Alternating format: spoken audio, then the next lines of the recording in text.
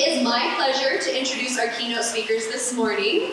Erik Stern and Callie Flox, or as I said when I was practicing, Callie Stern and Erik Flox, which was really funny. It's, getting things mixed up. But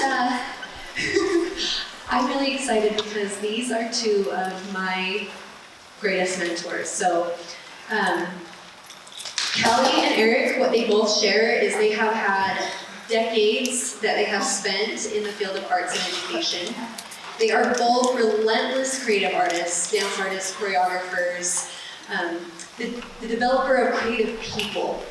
They are professional and innovative educators. They're practitioners as well as theorists because they're such deep thinkers and massive deep thinkers. And I'm using these kind of like superlative words so that you can feel the weight that I feel when I think about them. And they are also really genuine, generous mentors. And I know this personally because they have been my mentors. And I don't say that to make it about me, but I do say it to preface what I'm going to tell you that is not in your bio on the website about them. You should definitely read their bios because they have done amazing things. They have great experience, and reading about it is inspiring to me. But I want to just tell you two stories, one about Callie, one about Erik, and my experience to elucidate what I know them to be to me. So about 10 years ago, Callie and I were standing in the parking lot at Thanksgiving Point after a Saturday morning collaboration meeting with other dance educators. We'd done the business, we'd done the work, now we were just talking. And she had been my mentor already for several years, and so, I'm 26 years old, and I say, Callie, am I doing this right? Like, life? Am I doing this right for a 26-year-old? And she's the kind of person you can open up to and be really vulnerable and ask that kind of question to, and the kind of person who will spend another hour validating you, holding up a mirror for you, elevating you, teaching you, honoring your weaknesses, your strengths, and putting in the time to developing me as an artist and as a professional. And so I'm really excited for you to listen to her today. It's a keynote presentation, but it is a conversation, and it is, for me, always been a blessing to be in conversation with Callie. Erik, again, around the same time, 10 years ago, I was teaching middle school. I was running a dance program, and my principal asked me to teach them 8th grade math classes, and I said, sure, if I could do it in the dance studio.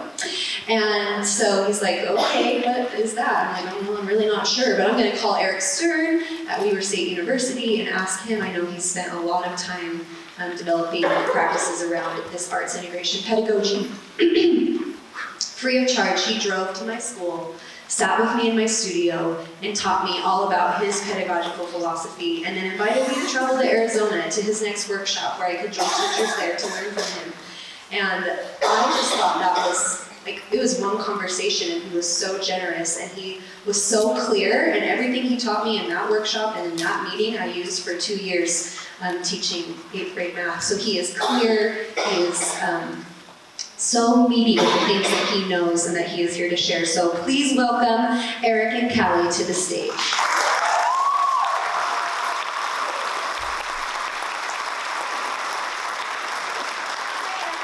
I am so happy to see all of you here at Arts Express. One of the things I think is noteworthy is all three of us, Erik and Heather, are all dance and math educators. So that's why we're such good friends, is we do believe in combining these things. I want you to know that this is my 18th Arts Express Summer Conference. And these are my two favorite work days of the whole year. I love that my collegial circle is so big. I love that there are so many educators that are committed to children, arts integration, and I'm so grateful to spend this time with you. Look around the room, look how many of you there are here just this year. I've been here 18 years worth of this. So Erik and I have been collaborating for this keynote all year. And I'm so excited to bring it to you today. We feel really lucky to be launching the conference this morning. And the main point that we want you to feel is that thinking is a whole body experience. The mind and the heart and the body and the soul are not separate. They're inextricably connected. And we want you to feel that today. And how we're going to do that, Erik has choreographed a dance, a piece. And I don't know how many of you ever buy tickets every night to a dance concert. I'm that kind of a nerd, okay? And one of the things that I've learned is watching a dance more than once. It's really important and has a lot of value. So this morning, you are going to get to see this piece not one time, but 2 times. Because when you look at a painting, you can look at it as long as you want. And the work of art is a text. And we want you to be able to do a close reading and see it more than once. And Erik is our choreographer. So thank you, everybody. Welcome as well.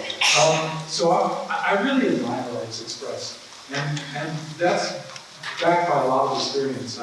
Having presented at dance and math conferences far and wide, what I see here is it's really a chance for you professionals to fill your cups, and not in a passive way, but an active way that really embeds the learning. And then you have the summer to process it using your expertise, so in the fall you can fill up your students' cups. Speaking of active learning, I have to tell you, and maybe you see already, I have from the very beginning to this moment, until I'm done, I'm a wiggler, right? I move. And that's 3rd grade, organic chemistry, literature, graduate school, I'm wiggling, right? So I'm annoying every teacher, doesn't matter what level. The funny thing is, the times that my curiosity was piqued in class, my impulse was to explore it physically. And the fact is that was rarely or never an outlet that was offered. Yeah, and what I learned, I was really good at pleasing my teachers, and I could comply with the rules, and I could sit still. I truly was a dancer, and my creativity, my deep thinking was never unleashed until I was allowed to move. Now I drive people crazy in my professional meetings because I'm moving and walking and in the back of the room. I can't sit still because I'm in constant access to my creativity and my thinking. What's funny is when Callie started interjecting that when we were working on this, I was kind of shocked. It's like, so you're this arts integration expert, and yet you needed somebody to help you even realize that might be your orientation for the world. Yeah, some of us are taught to please and to be good. And you know what? That's not always a good idea. And some of us are born annoying. You may guess which one we're referring to. So the strength of the arts, one of the strengths, is that there are many sensory pathways that are offered to understand both the curriculum and ourselves. I don't know if you saw any of the pre-show slides. I'll sum them up. That artists have always known, and scientists now are more lately validated, that the physical, the cognitive, our environment, they're so linked that it's difficult really to talk about them in any clear way. And so, of course, the arts are not for wielders, they're for people who contemplate, talk, draw, dance, do music, read, etc. So let's get ready to see this dance. Now, in your packet, take out 2 pieces of paper that look like this. They're on the left-hand side behind your welcome letter, and you're going to use both of these during the keynote address. So take the one with words on it and fold it in half so that you see the clouds on the front cover. Okay? And we gave you a pen at registration so you would be all prepared to do some writing during this session. But now put them both in a place where they won't bother you, because you're going to use those right after you watch the dance. And we'll write some instructions down. But I want you to know, you're not here to evaluate the dance or judge the dance. We don't really care if you like the dance or not. That's not the point, okay? You need to have your own opinion about it. What we want you to do is just pay attention to your experience after the dance, and you'll write some of those thoughts on this later. Yeah, so again, it's about the questions that come up, the things you wonder. You know, in art, we encounter something outside of ourselves, sort of as a way to reflect on our inner experience. And I'm going to be honest, both teaching college, kindergarten, all of those, tracking your experience through after you've experienced art is not simple. It's rich and challenging. And there is no one right answer. I love what the author Isaac Bashevis Singer said. I heard it on YouTube the other day. I don't want to tell people what kind of a message I have. I rather tell them there's no message in what I'm doing. You experience it and create your own message. I don't have to do everything for you. So the arts can create a sort of conversation with the viewer, particularly when everyone is open and vulnerable. So we're going to invite you to be open and vulnerable to see this piece. To get ready, to be a good audience, to be a good watcher. If you need to stand and stretch for a minute, go ahead and do that. Just stand up, stretch, take a big yawn, or sit down and take a big yawn. It's just a breather. And feel your collar in your seat and feel your weight settle into your seat. Now I'm going to take you through a thinking routine, and this is an embodied thinking routine. Take a deep breath and blow it out through your mouth. And I want you to just look around the room. What do you see? See the side walls, big curtains, the lights, busy friends, colleagues. Just take it in and breathe and notice all that you see. And bring your eyes closer to you and look at the chairs around you. Look at your arms. Look at your legs. Take a deep breath and know that you're here in this moment. And now, we're going to use your senses. I want you to listen. What do you hear? So allow some quiet so you can hear the ambient sounds in the room.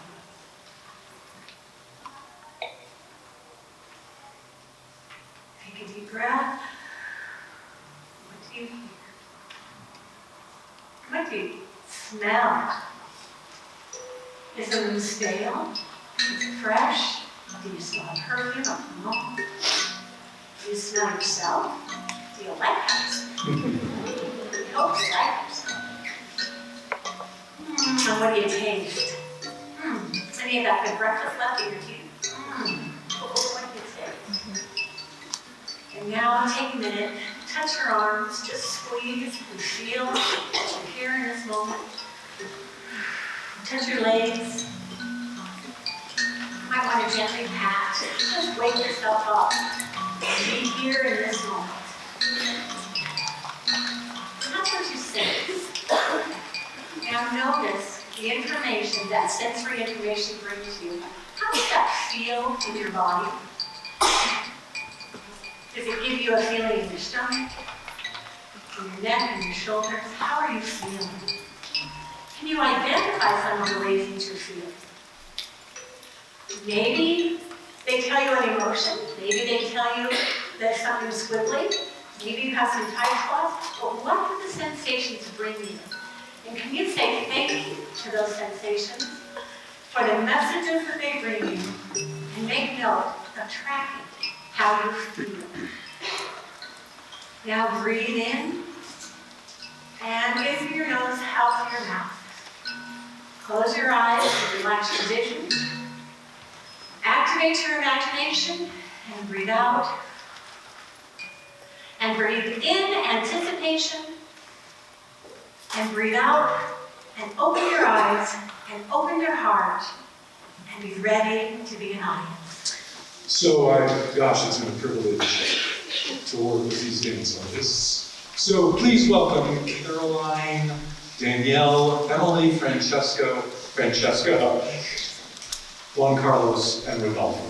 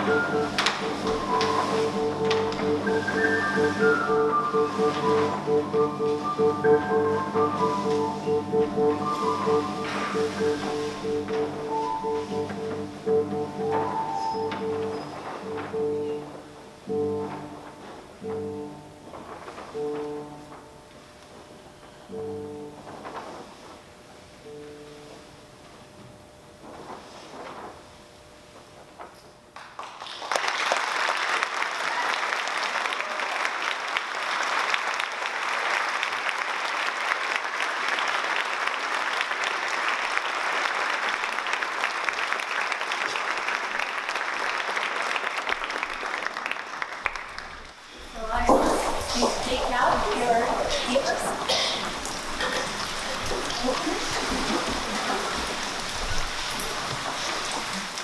Open it up to the inside. And on this side, please record what did you see? What were the images they captured? What did you sense? What did you hear? What did you taste? What did you smell? The signals you're giving you in your body, and what did you feel? You have 2 minutes. Go. What did you feel? Did something touch your heart? And now I'm going to invite you to set that aside. And I'm going to invite you to stand. And imagine some of the things you saw on stage, and just try them. Explore what maybe some of them were. I remember this movement that they did. I remember when Emily came out looking like a peacock. So please, everyone, stand up and just put that movement into your body without any words. This is just listening to your physicality, no words. What did you see?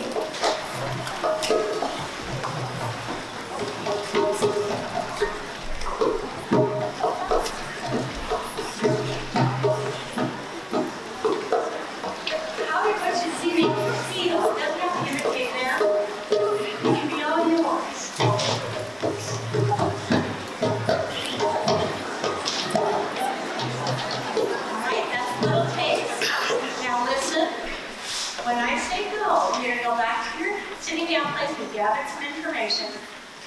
You'll go back to this without any words and write down a title for the dance. What do you think the title would be? Ready and go. Without any words.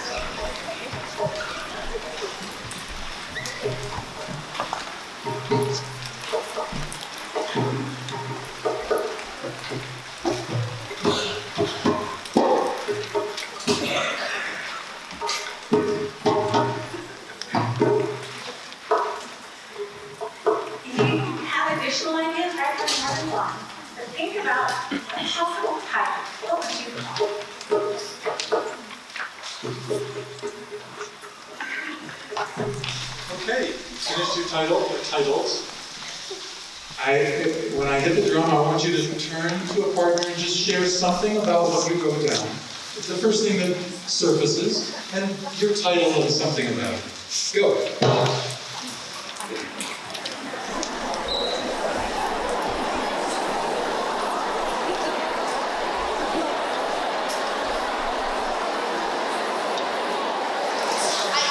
So, that was great to just hear you all talk about that. Do you have a title that you found, that you heard? Yeah, one title was Thoughts in My Head. Thoughts in My Head. Another one was Figuring. Figuring. And 2 titles that I heard were Paper Dreams, and which I think was one of the hundreds that I wrote down at some point, and Origami. And I just want to do one little parenthetical thing.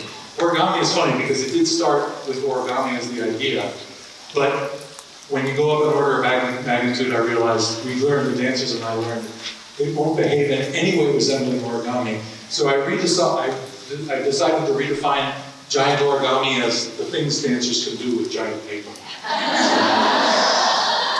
I have one other title, and this is kind of futuristic. Yeah. The Creative Evolution of Education. Okay. Wow. Okay. Open up your booklet.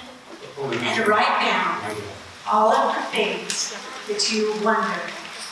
You had this experience, you felt like an answer, you named it. Now, what are your questions? What do you wonder about? What do you wonder about? So, when I first saw this dance, my curiosity was so piqued. All I wanted to do was play with paper. I wanted to take a piece of paper and move with it. So that's what your purple piece of paper is for. So yeah, take it out, put your writing to the side. And first, I'm just going to tell you, when the drumming starts, if you are able, if you're comfortable, I want you to stand slowly and smoothly with your purple paper. That's when the drum starts. But there's another thing, from now until this little exercise ends, there's no vocalizer, right? We often, because we think teaching is only about this, so take your mouth energy, this is what I tell my third graders, take your mouth energy, put it in your mouth. Smooth and quiet.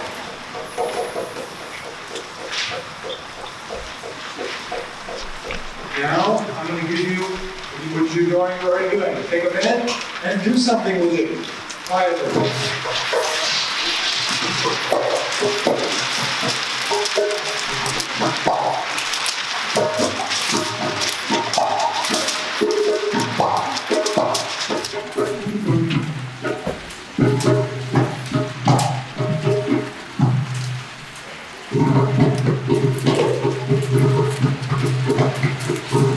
Let it soak wherever it is, just let it stay there.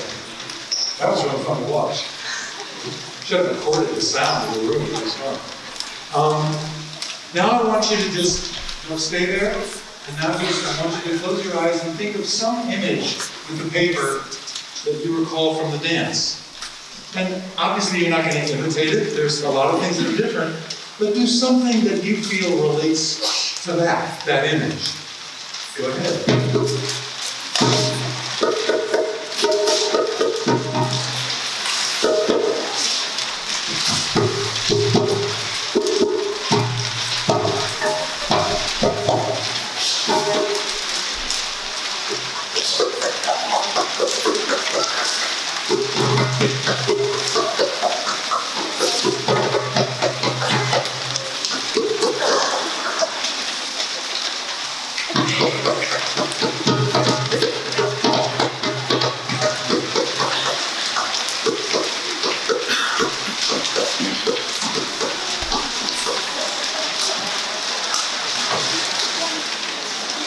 And rest and sit down.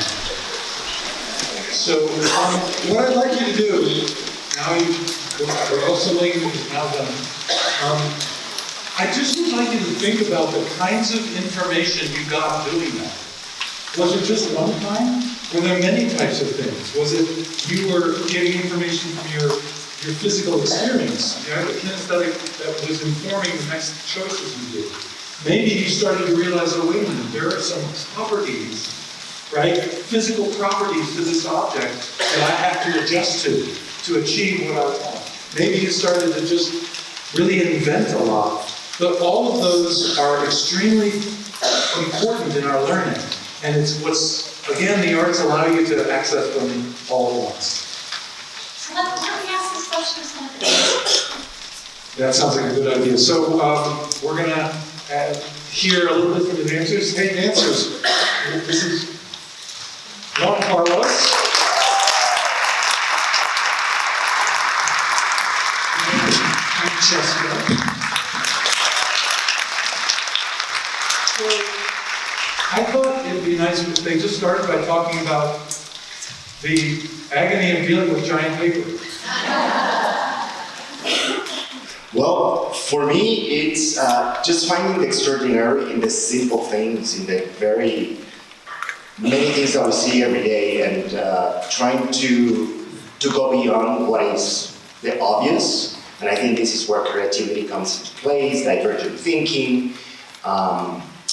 This is where we push ourselves, our brain cells, to be more creative. And once those new creative nuances are in, they're part of us, and that's where the magic comes into play. So for me, it was a lot of exploration, and Erik was fantastic, just telling me, get out of the ordinary, Don't do what everybody does. Find the uniqueness in you. Feel the uncomfortability within yourself as a dancer, as an artist, but also as a creator. Well said. All right. I think it's fascinating that the body can do 4 simple things. It can stretch, it can contract, it can shake, and it can release. And then it's adding qualities to those elements that make a truly transformative physical story. So having a prop in the space that we can then float or slide or crush or, just all these wonderful elements that are at our fingertips in this piece is really exciting to play with. I did, in fact, make an origami ball at one point, shoved my foot in it, and had the best time spinning around, and we realized not for this piece. But it's such an exciting thing to be able to feel like you're in the playground again and explore with a childlike mindset where every possibility is there. And normally as movers, we have the luxury of working with a partner, but our partner in this piece is very much the paper in all its various forms. And that also presents its own challenges and opportunities, and it was just such a joy, especially when things got sticky. That's a great argument. That's a segue. When things get sticky. So I think you can imagine how many failures there were in the process of doing this. The paper is gorgeously uncooperative, right? And so what I'd like to highlight is what they were saying. If you really for me, when I pull back and listen, is though it's fun, the work is a form of research. There is so much information that you're collecting and trying to organize. Information about your body, information about the way this works, information about what is the tenor of this piece? Where is it going, this evolving idea? And so the levels that you're working on when you are engaged with dance like this are many and varied. Anything else you want to add? Erik, I'd love for you to add when you started this piece, yeah. and also the fact that this is the 3rd time in a year this piece has been set. It was set on a college group, it was set on a high school group, and then these dancers prepared this just for you today. And I'm going to change the word set. Each dance was almost entirely different, right? Different music, different things that we used. So I was involved in an intercontinental group called Indigenizing the University of Mathematics, and I had to do a presentation with a mathematician, origamist, Michael Assis. And then, I guess when we got bored with what we were doing, somehow we fell upon the idea. He said, some people do giant origami, and we started talking. So that's where it started. But I also want to say, there were about 20, 30 people who researched it. I had a summer where we just had open sessions with the paper. I would collect things, we would write notes, etc. Then on setting the dance on 3 different people. So that there's this enormous collective, really, that was researching. I was sort of like the lab director for all of that. So what else would you guys like to add? Anything else? Just something occurred to me as I was standing on stage before the curtain opened. I feel very fortunate to be a mover, to be a kinesthetic learner, because as I was standing there, I just imagined the big paper that was upstage of us, like we were the figures coming, transposing in a 3-dimensional manner from what could be a painter. I was like, oh my gosh, look at this beautiful thing on the floor. It's a painting and we're coming out of it. So my brain was just running with images, which, by the way, I just kind of hold on to that thread and try to navigate through the entire work, this run that we just did. So to me, those are things that are tangible and get me going as an artist and a creator. So I think what's important about that is that there's a lot that's said, but nothing goes exactly the same way, and so I rely heavily on the dancer's incredible skill. I think there's something really exciting about coming into this process, quite new to it. There were some dancers who have experienced working with it in the different capacities prior to our meeting, and understanding that it's truly our piece. And there's, like Erik said, there's about 3.5 minutes where I have nothing set. And I just get to play. I have one mission, to move the piece of paper from upstage to downstage. How I do that is entirely up to me. Sometimes it's easier, sometimes it gets stuck. Sometimes I push, sometimes I pull. And then I get to just kind of explore from there. And it's really exciting to see the trio, the peacock, that starts with the peacock. That was all unique to those 3 women who came up with that, and it's just such a joy to be. That sequence was come up by high school students. Oh, was it? Oh, the whole thing? In high school students, and then they varied it, so I just stole from everybody. Steal like an artist. No, I mean, you create the environment, set the problems, and then you work on it. The last thing I would like to say is that I think sometimes, maybe not in this group, there's a misconception that the arts are unending invention and science is analysis. I just don't think that's true. We've spent a lot of hard hours trying to figure out why things aren't working. We said, this happened once. Oh, we'll just put it in. Bang, nothing's happening, right?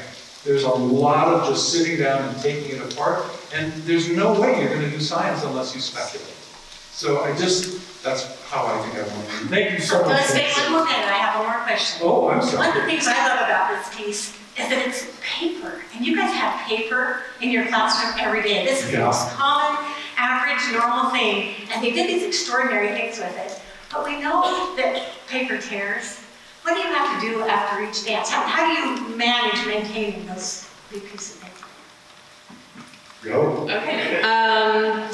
We taped a lot. We put it back together, and with each piece of tape added to each piece of paper, it made a massive difference to its function. So for today's sharing, we have brand new pieces of paper, and my goodness, what a difference that makes. But you can always put things back together and see how they work and overcome those lovely things. And the 4 other dancers are madly re-preparing the paper. That's why we have and nothing is wasted, because whatever tears out, we'll just put it back in the pile, and we put it at the beginning of the work. So. And so now that it's been taped, it's going to be a little different. Yes. It's going to behave differently. Mm-hmm. And that's just part That's of the magic. creativity. That's the reality of that moment. I think this room of people gets it, how you have to repair things every day, keep improvising and keep going on, right? Thank you so much.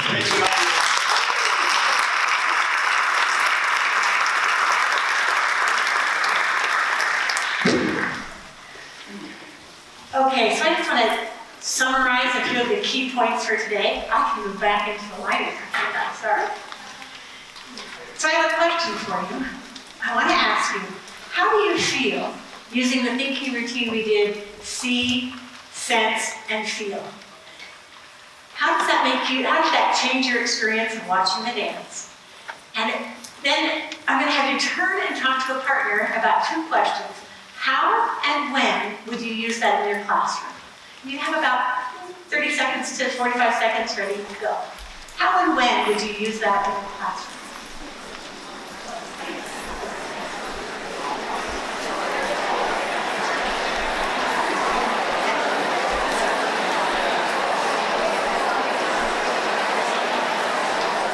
And now we'll go on to our next question.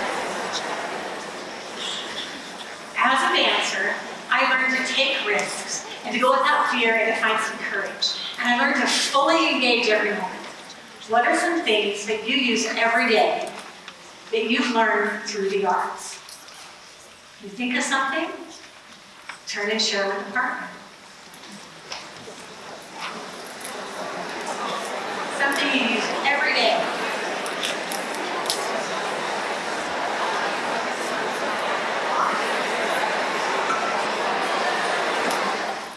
Hey, Erik, what does this all have to do with curiosity? I think the great thing about curiosity is that it knows no discipline. There's no barrier about what it does. But I do think that the arts are a way to engage in curiosity. And the paper stuff that you've been doing with the introduced, but you could do in much more depth. I've used at all grade levels, and we've worked out really things that lead to choreography and that also are deep investigations into physics. And so that art stimulating curiosity that can open up to many different subjects. Great. So let's consider the second thinking routine that we gave you today is listing questions to inspire your curiosity. So I want you to go back to your list of things that you wonder and write down any additional questions that you have about the piece, because you're going to get to see it again, about something you're wondering about teaching or how you're going to play it. Write down your questions, something you want to know.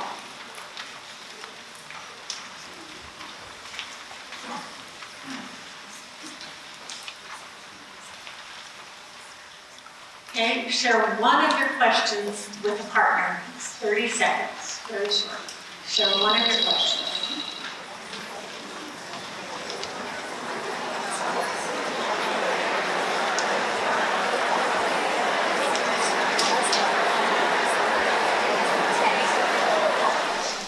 So one thing I want to clarify, my goodness, how great it has been to work with those 6 dancers. Bless them. But I don't want to confuse the issue. The thing that excites me as much is when I play the drum and you all were just moving with the paper. That is as interesting to me and as authentic. So realize that you're all capable of moving. And I'll let you in on a secret. The math course that I co-teach at my university, half of the reason I keep doing it and I like doing it is I get to watch people who aren't trained in dance move, and it's just as exciting. So, without further ado, we're going to see the dancers, see what happens this time. And I'll tell you the piece, the title that we decided on, pretty simple, Unfolding.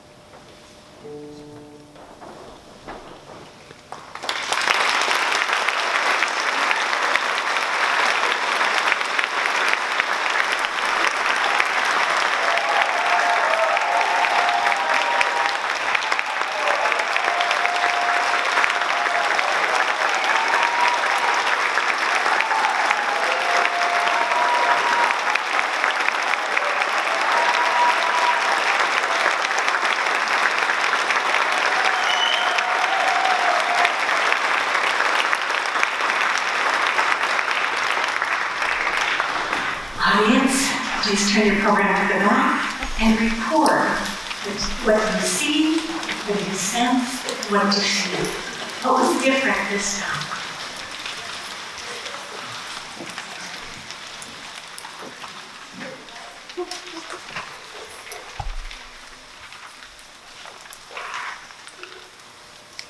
What were the images that captured you? What were the sensations it gave to you? And what were your feelings as you listened to, with gratitude, the sensations that you felt?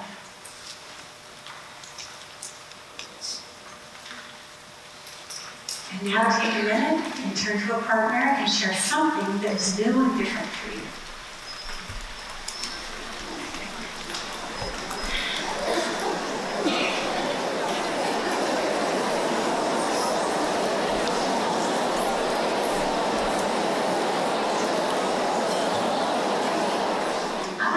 Vocabulary is some of the things that might be different for you. We went through the 5 regular senses earlier on sensing. But in dance, we always talk about 3 or 4 more senses. And did you know that in some areas of research, there are 33 senses and up to 55 different senses? So the body senses that we always talk about in dance are proprioception, knowing where you are in space. That is an ability to sense as you don't see where your body is. Proprioception, balance, that's one of your senses. These are body senses. And kinesthesia, how it feels when you move through space. And then the other sense that we did use today was looking internally. And that's called interoception, when you look internally to sense how you're feeling and seeing. So sometimes when we have new experiences, we need new vocabulary to add on to those things. So this thing about embodied thinking that all of the arts engage, I guess I want to say something that we all instinctively know it never ends. It's a big question. It's not as if a jazz musician says, yeah, I've done a swing beat, I'm done with that. Or a painter says, yeah, color, I did color. These investigations never end. And this is an important thing. It's not about this answer or this answer, it's ongoing. And the research, if you will, never ends. So we are so excited to have this to Works conference. What I hope is that you will go through the next 2 days as an embodied learner, noticing what you see, noticing what you sense, feeling your kinesthesia as you move through the space, feeling how your body responds inside as you see your friends and learn new things. We hope you will go out and enjoy the 2 days and the wonderful things we have planned for you, fully engaged and fully aware. We're going to bring the dancers out on stage after we excuse you, so if you have questions for them or want to talk to them any further, that they'll be here and available to chat with you. And then tomorrow morning, we will gather right back here as a group for tomorrow morning's keynote session. Audience, thank you so much for being here. You were great. Wake up, have a great time, enjoy your 2 days.